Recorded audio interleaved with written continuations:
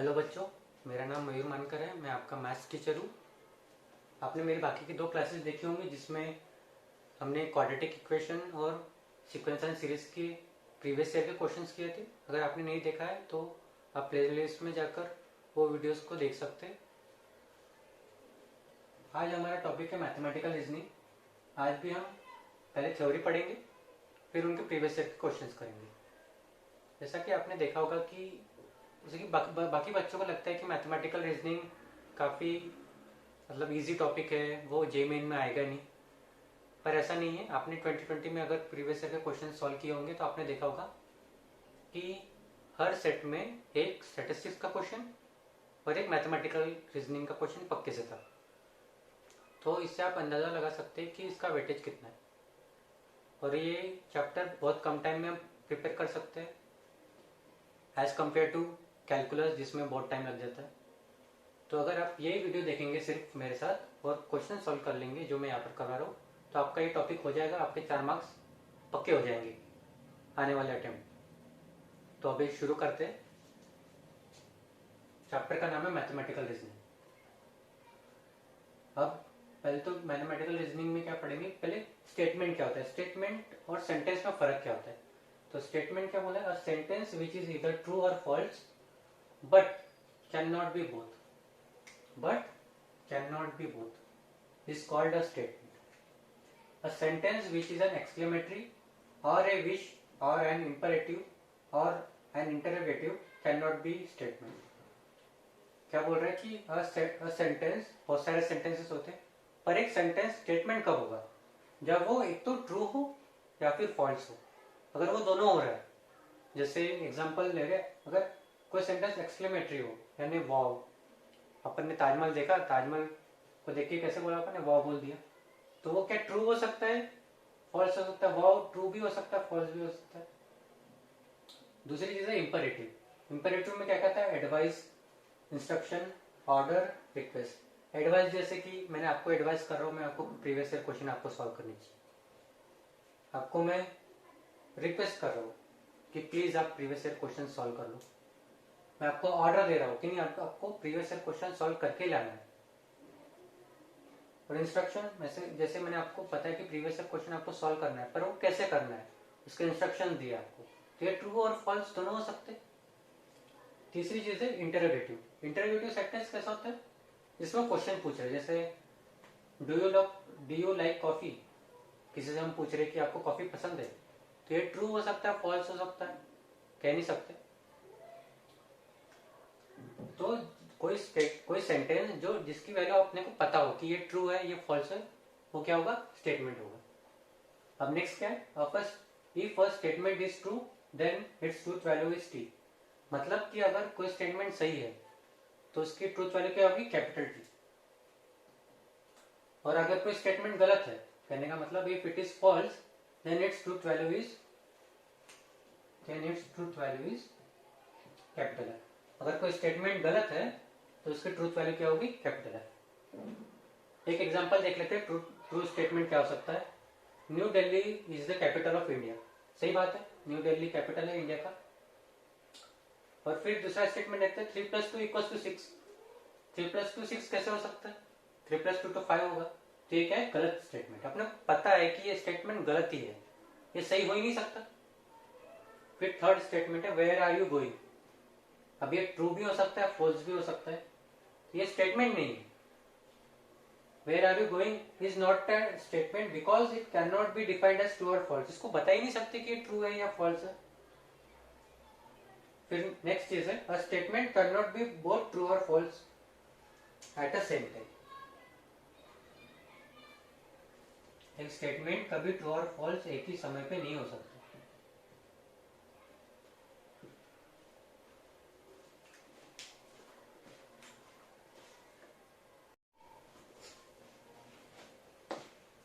तो हमने पढ़ा कि स्टेटमेंट क्या होता है। अब हम आगे पढ़ेंगे कि सिंपल स्टेटमेंट क्या होता है। स्टेटमेंट 2 प्रकार के होंगे, एक तो होंगे सिंपल स्टेटमेंट और दूसरे होंगे कंपाउंड स्टेटमेंट। सिंपल स्टेटमेंट क्या होता है, any statement whose truth value does not depend on other statement are called simple statement। ऐसा स्टेटमेंट जो इंडिपेंडेंट, जिसकी ट्रूथ वैल्यू, अगर कहने का मतलब कि वो ट्रू है या फॉल्स हो, वो किसी दूसरे स्टेटमेंट पे डिपेंड ना करता हो। जैसे ये पहला स्टेटमेंट देखते हैं, √2 इज एन इरेशनल नंबर। ये इंडिपेंडेंट सिंपल स्टेटमेंट है, √2 इज एन इरेशनल नंबर, और इसकी ट्रूथ वैल्यू क्या है, टी, कैपिटल टी। क्यों? क्योंकि √2 तो इरेशनल नंबर है, सही बात है। दूसरा एग्जांपल है, the set of real number is an infinite set. The set of real number is an infinite set, ये बात भी सही है, रियल नंबर्स इनफाइनाइट होते हैं। अब आगे देखते हैं कंपाउंड स्टेटमेंट क्या होता है। A statement which is a combination of two or more simple statements are called compound statement. Here, the simple statements which form a compound statement are known as its substatements. कहने का मतलब कि अगर दो statement, दो simple statements को अगर जोड़ दिया जाए तो क्या बन जाएगा, कंपाउंड स्टेटमेंट। जैसे एग्जांपल देखते हैं, if x is divisible by 2 then x is an even number। इसमें पहला सिंपल स्टेटमेंट क्या है, if x is divisible by 2। दूसरा स्टेटमेंट क्या है, x is an even number. अब इसको जोड़ा किससे गया है, इफ और देन से। If x is divisible by 2, x is divisible by 2, then x is an even number. यहाँ पे इफ और देन क्या है, लॉजिकल कनेक्टिव्स। लॉजिकल कनेक्टिव्स क्या होते हैं आगे पढ़ेंगे। नेक्स्ट एग्जांपल क्या है, ट्रायंगल एबीसी इज इक्विलैटरल। ये पहला स्टेटमेंट है, triangle ABC is equilateral if and only if its 3 sides are equal. सही बात है, ट्रायंगल एबीसी इक्विलैटरल कब होगा, जब उसके तीनों साइड्स इक्वल हो गए, तभी वो इक्विलैटरल हो सकता है। अब इस दोनों स्टेटमेंट्स को कैसे जोड़ा गया है, इफ एंड ओनली इफ से। यहाँ पर लॉजिकल कनेक्टिव क्या है, इफ एंड ओनली इफ। पहले वाले एग्जांपल में क्या है, इफ देन। अब आगे पढ़ते हैं कि लॉजिकल कनेक्टिव्स क्या होता है।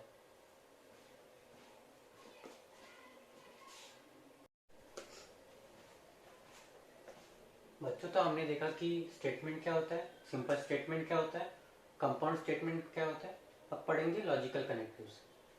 लॉजिकल कनेक्टिव्स क्या होते हैं, द वर्ड्स और phrases which combined simple statements to form a compound statement are called logical connectives।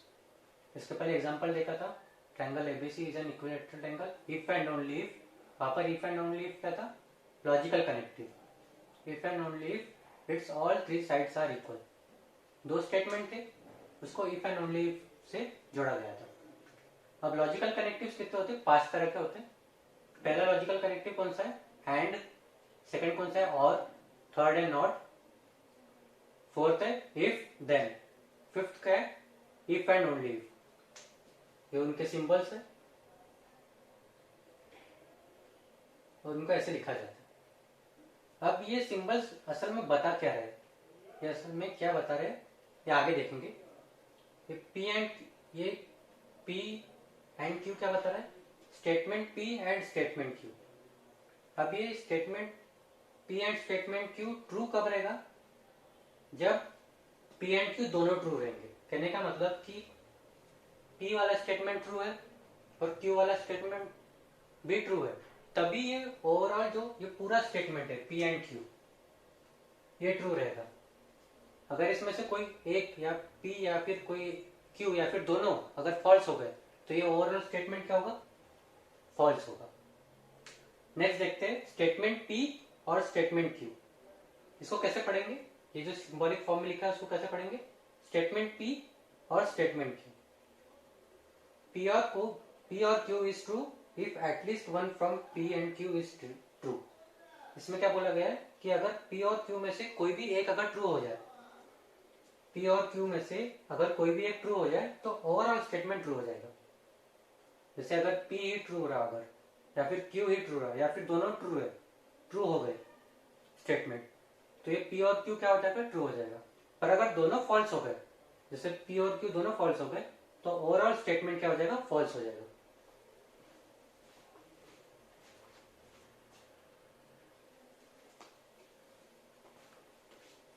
तो हमने पढ़ा था पी एंड क्यू क्या होता है, पी और क्यू क्या होता है। अब पढ़ेंगे नॉट स्टेटमेंट पी। इसको कैसे पढ़ेंगे, not statement P. Not P is true when P is false.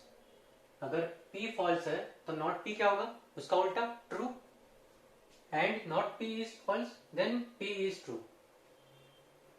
अगर नॉट P फॉल्स हो गया तो उसका उल्टा P क्या होगा, ट्रू होगा। अब आगे देखते हैं P implies Q। ये क्या बता रहा है, if statement P then statement Q। इसको कैसे पढ़ेंगे, if statement P then statement Q। If P then Q is false only when P is true and Q is false। एक ही कंडीशन है जिसमें if P then Q false होगा जब P true होगा और Q false होगा। बाकी सभी कंडीशंस में if P then Q true होगा। नेक्स्ट देखते हैं P if and only if Q। इसको कैसे पढ़ेंगे, statement P if and only if statement Q। Statement P if and only if statement Q true कब रहेगा, जब दोनों P एंड Q एक तो ट्रू रहेंगे या फिर दोनों P एंड Q एक तो फॉल्स रहेंगे। क्या बोला मैंने, P if and only if Q true कब रहेगा, जब दोनों P एंड Q ट्रू रहेंगे या फिर दोनों P एंड Q फॉल्स रहेंगे। अब आगे देखते हैं ट्रूथ टेबल क्या होता है।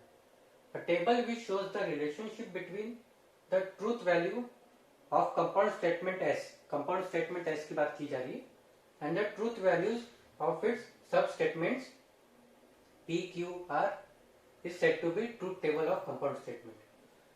किसी compound statement को लेते हैं, वो दो या तीन सिंपल स्टेटमेंट्स को मिलकर बनाया जाता है और वो इससे मिला मतलब उनको जोड़ा कैसे जाता है, लॉजिकल कनेक्टिव से, जो अपन ने देखा है यहाँ पर 5 तरह के होते हैं।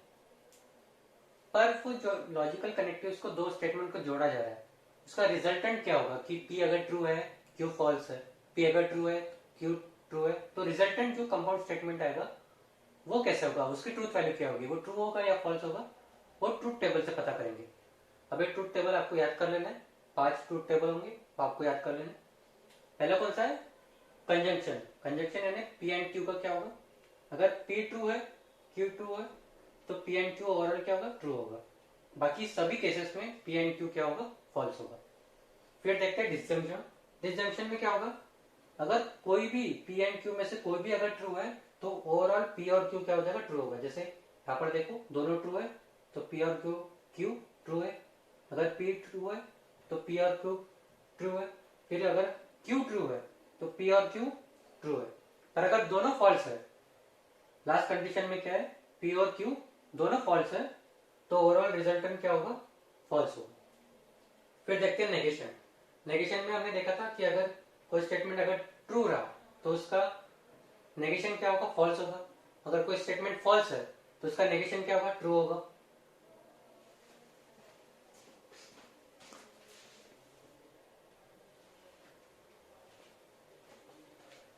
पहले हमने देखा कि कंजंक्शन क्या होता है, डिसजंक्शन क्या होता है, नेगेशन क्या होता है। अब देखेंगे कंडीशनल क्या होता है। कंडीशनल में अगर एक ही केस है जिसमें if P then Q false होगा, जब P ट्रू होगा और Q फॉल्स होगा।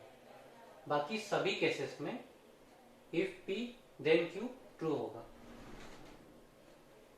फिर देखते हैं बाय कंडीशनल।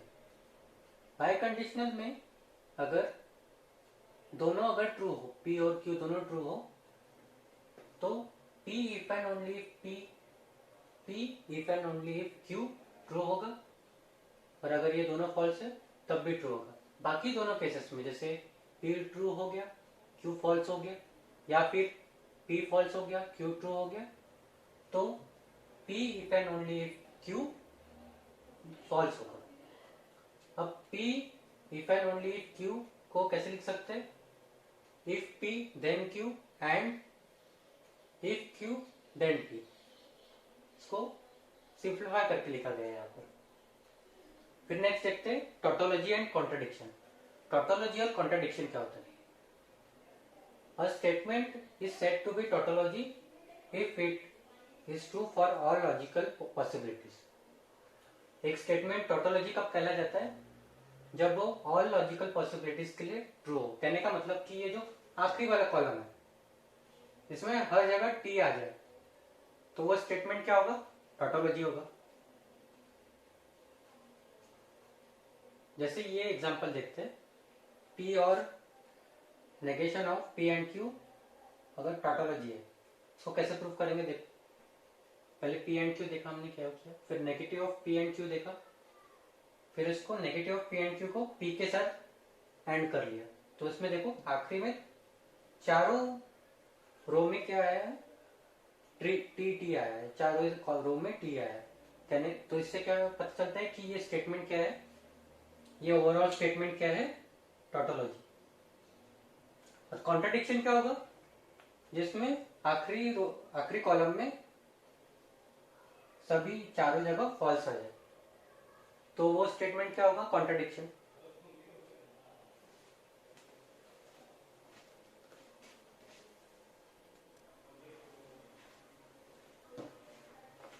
हमने नेगेशन और टॉटोलॉजी पढ़ा था।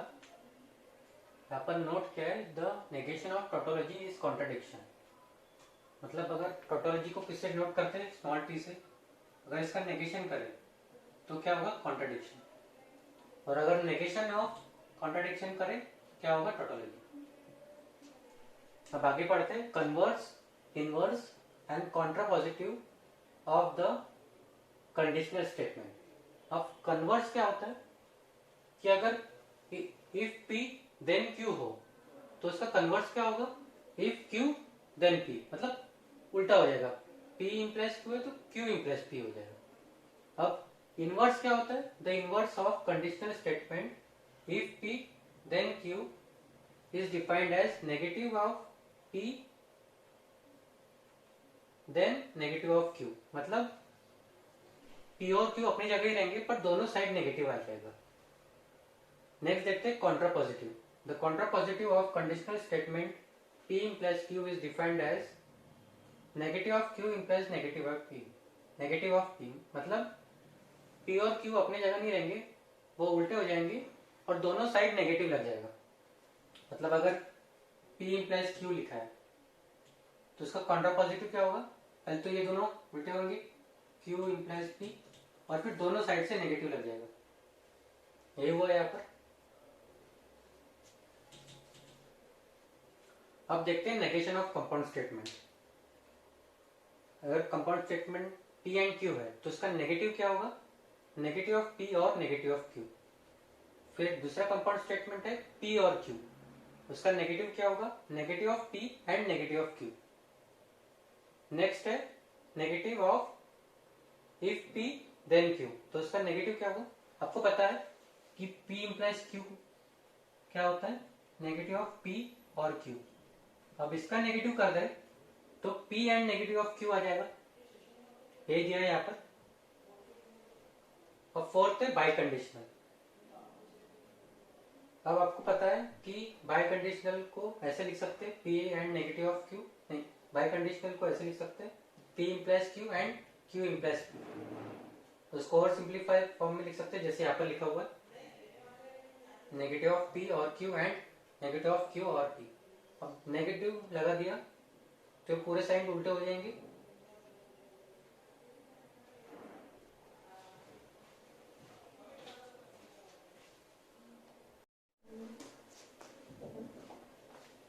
अब देखते हैं algebra of statements. Algebra of statements में हम अलग अलग लॉज के बारे में पढ़ेंगे।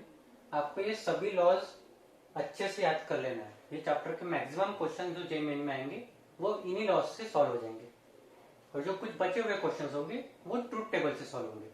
पहला कौन सा है, आइडेंपोटेंस लॉ। उसमें क्या बोला है, P and P is same as P, P और P is same as P, P and Q is same as Q and P। इसको उल्टा कर सकते हैं, P और Q is same as Q और P। नेक्स्ट है एसोसिएटिव लॉ। इसमें क्या है, ब्रैकेट चेंज हो सकते हैं, जैसे यहाँ पर ब्रैकेट पहले फिर यहाँ पर ब्रैकेट बाद में, यहाँ पे भी सेम ही है, यहाँ पर ब्रैकेट पहले यहाँ पर ब्रैकेट बाद में। और ये कभी कर सकते हैं जब दोनों जगह साइन सेम हो। यहाँ पे देखो साइन सेम है, यहाँ पे दोनों जगह एंड है, यहाँ पे दोनों जगह और है। फिर है डिस्ट्रीब्यूटिव लॉ। डिस्ट्रीब्यूटिव लॉ जैसे इसमें क्या होगा, जो बाहर वाली साइन है, यहाँ पे पहले क्या है एंड है बाहर, तो क्या अंदर चले गया दोनों में ब्रैकेट में, ये ब्रैकेट के बाहर है एंड, अभी दोनों ब्रैकेट के अंदर चला गया। अभी ये और ब्रैकेट के अंदर है, अभी ब्रैकेट के बाहर आ गई। तो P एंड ब्रैकेट में Q और R क्या होगा, Q और R क्या होगा, P एंड Q और P एंड R। इसको ऐसे समझ सकते हैं 3 मल्टीप्लाई बाय 2 प्लस 4। इसको कैसे लिख सकते हैं 3 इंटू 2 प्लस 3 इंटू 4। आपको इस एनालॉजी से इसको याद करना है, इन सभी क्वेश्चन, इन सभी को। यहाँ पे तो दोनों जगह सेम ही साइन है, तो सभी जगह एक ही जैसे साइन रहेगा। यहाँ पे दोनों जगह और है, तो यहाँ पे सभी जगह और ही रहेगा। फिर है इनवॉल्यूशन लॉ। इनवॉल्यूशन लॉ मतलब क्या है, नेगेटिव ऑफ नेगेटिव पी क्या होगा, मतलब 2 बार नेगेटिव कर दे तो पॉजिटिव हो जाएगा। ये लॉ बुक्स में नहीं दिया है, पर ये जेएमएन में पूछा जाता है। पी एंड पी और क्यू पी होता है, मतलब अगर जो चीज 2 बार है और दोनों साइंस अलग अलग है, यहाँ पे और है तो यहाँ पे एंड है, यहाँ पे एंड है तो यहाँ पे और है, और जो चीज 2 बार है वो आखिर में आ जाएगी। फिर है आइडेंटिटी लॉज। ये लॉज भी इंपॉर्टेंट है। पी एंड टी क्या होगा, यहाँ पे ये टी क्या इंप्लाई कर रहा है, tautology. P and T P होगा, पी और टी टी होगा, पी एंड सी सी होगा, पी और सी पी होगा। फिर है complement laws. P and negative of P C होगा, पी और नेगेटिव ऑफ पी टोटोलॉजी होगा, नेगेटिव ऑफ टोटोलॉजी कॉन्ट्रडिक्शन होगा, नेगेटिव ऑफ कॉन्ट्रडिक्शन टोटोलॉजी होगा। आप इसको ऐसे भी देख सकते हैं, अगर पी को ट्रू ले लिया तो नेगेटिव ऑफ पी फॉल्स होगा, और ट्रू और फॉल्स क्या होगा, फॉल्स होगा। पर अगर और में देखो, अगर पी ट्रू ले लिया तो नेगेटिव ऑफ पी क्या होगा, फॉल्स होगा, ट्रू और फॉल्स क्या होगा, ट्रू होगा। वैसे अगर पी फॉल्स ले लिया तो नेगेटिव ऑफ पी ट्रू हो जाएगा, और ट्रू और फॉल्स क्या होगा, ट्रू हो जाएगा। क्योंकि और गेट में क्या होता है, अगर एक भी चीज अगर ट्रू हो गई दोनों में से, पी और क्यू में से, तो ओवरऑल स्टेटमेंट क्या हो जाता है, कंपाउंड स्टेटमेंट ट्रू हो जाता है। वही हो रहा है यहाँ पे कॉन्ट्राडिक्शन हो रहा है, क्योंकि एक कोई ना कोई हमेशा फॉल्स आ ही रहा है और एक ट्रू आ रहा है, पर इसमें एक ट्रू आ रहा है एक फॉल्स आ रहा है दोनों बार, तो ये टोटोलॉजी हो गई। फिर लास्ट लॉ है if P then Q is same as not Q then not P. इतने लॉज है, आपको इतने लॉ याद कर लेने। कल क्वेश्चंस देखेंगे इसके प्रीवियस ईयर के, तब तक आप इन लॉज को याद कर लीजिए, मेमोराइज कर लीजिए। आज के लिए इतने। चैनल को सब्सक्राइब कीजिए, इस वीडियो को शेयर और लाइक कीजिए।